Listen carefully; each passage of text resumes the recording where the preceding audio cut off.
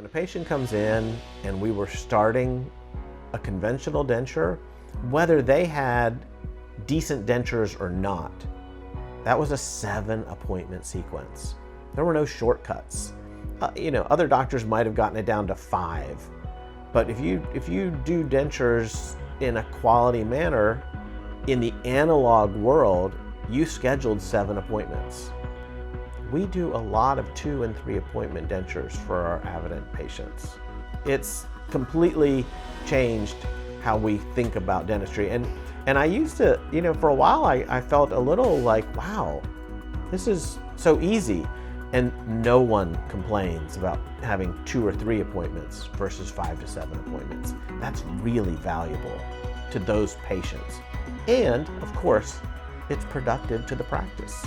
We can see chair time is what we have, and if we can do it more efficiently, we can be more productive.